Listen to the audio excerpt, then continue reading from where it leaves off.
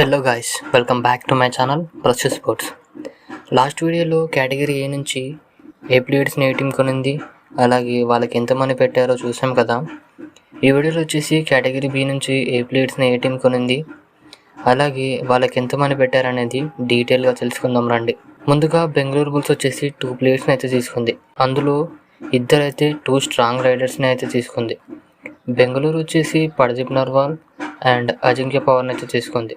పర్దీప్ నర్వాల్కి అయితే చాలా తక్కువ మనీ పెట్టారు, 70 lakhsకే సోల్డ్ అయ్యాడు. అలాగే అజింక్య పవర్కి 1.107 CR అయితే పెట్టింది బెంగళూరు బుల్స్. యూపీఎదాస్లో స్ట్రాంగ్ రైడర్ అయిన భరత్ హుడ్డా అండ్ షాల్ కుమార్ని అయితే యూపీఎదాస్ సొంతం చేసుకున్నారు. భరత్ హుడ్డాకి 1.3 CR అండ్ షాల్ కుమార్కి 30 lakhs పెట్టి ఒక స్ట్రాంగ్ రైడర్ అండ్ ఒక స్ట్రాంగ్ డిఫెండర్ని అయితే యూపీఎదాస్ తీసుకుంది. దబాంగ్ ఢిల్లీ అయితే 2 స్ట్రాంగ్ ప్లేయర్స్ని కేవలం 50 lakhs లోపే కొనింది. బాహుబలి సిద్ధార్థ్ దేశాయ్కి కేవలం 20 lakhsతో సోల్డ్ చేసుకున్నారు. ఎవరు ఎక్స్పెక్ట్ చేసి ఉండరు సిద్ధార్థ్ దేశాయ్ అంత తక్కువ మనీకి వెళ్తాడని. అలాగే దబాంగ్ ఢిల్లీ 23.50 lakhs పెట్టి ఆశీష్ నర్వాల్ని అయితే సొంతం చేసుకుంది. యముంబాలో కేటగిరీ బి నుంచి మంజిత్ని అయితే తీసుకున్నారు, 80 lakhs స్పెండ్ చేసి తన మీద. గుజరాత్ జైంట్స్లో కేటగిరీ బి నుంచి సోమీర్ గులియా అయితే బేస్ ప్రైస్కి తీసుకున్నారు గుజరాత్ జైంట్స్.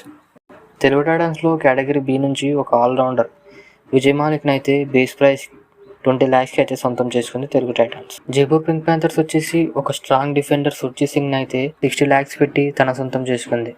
పాట్నా పైరేట్స్ కూడా D1 యాక్షన్లో కేవలం ఒక్క ప్లేయర్ని తీసుకుంది. బెంగాల్ వారియర్స్ నుంచి శుభం షిండేని అయితే 70 lakhsతో పాట్నా పైరేట్స్ తమ సొంతం చేసుకుంది. Last player from category B Mohit కలేర్ని అయితే పునేరి పల్టాన్ బేస్ ప్రైస్ 20 lakhsకి అయితే తనని తీసుకుంది. ఇది guys all about this video. ఏ ప్లేయర్స్ని ఏ టీం తీసుకుందని. వీడియో నచ్చితే లైక్ చేసి ఛానల్ అయితే మర్చిపోకుండా సబ్స్క్రైబ్ చేసుకోండి. నెక్స్ట్ వీడియోలో మరో కంటెంట్తో మళ్ళీ కలుద్దాం.